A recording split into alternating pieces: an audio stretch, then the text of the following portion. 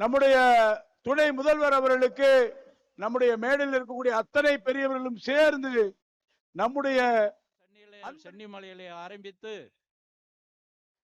திருப்பரங்குன்ற ஒரு கிறிஸ்தவராக இருக்கலாம், ஒரு முஸ்லிமாக இருக்கலாம்.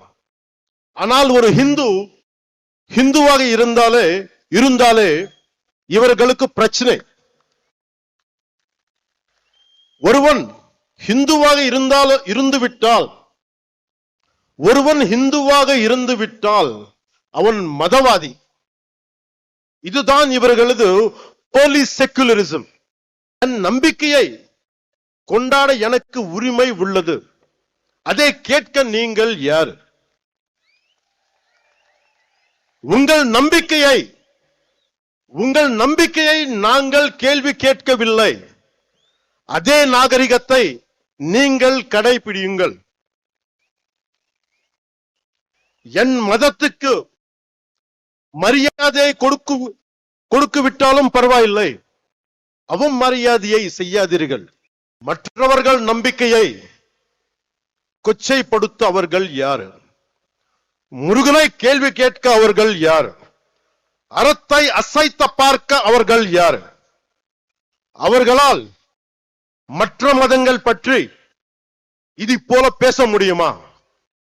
அரேபியாவிலிருந்து வந்த மதங்கள் பற்றி அவர்களால் இப்படி பேச முடியுமா? நம் மதத்தை பற்றி மட்டும் ஏன் இப்படி பேசுகிறார்கள்? நாம் அமைதியானவர்கள், எல்லாவற்றையும் சகித்துக் கொள்ள கூடியவர்கள்.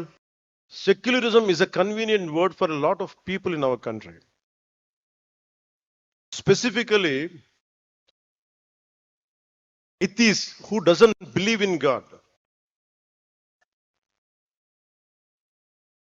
Hindu மத்த மதங்கள், what these atheists say, they don't believe in God. நம்ம கடவுள் நம்ப மாட்டாங்க. கடவுள் நம்ப மாற்றுறது இல்லைன்னா எல்லா கடவுள் நம்ப கூடாது. பட் இந்த நம்ம நாட்டு எத்திஸ் எப்படின்னா only Hindu கடவுள் நம்ப மாட்டாங்க. That is the definition of secularists of our country, atheists of our country. Secularist கூட்டத்துக்கு அரசமைப்பு சட்டம் கொடுத்த one great weapon is there. அது என்ன freedom of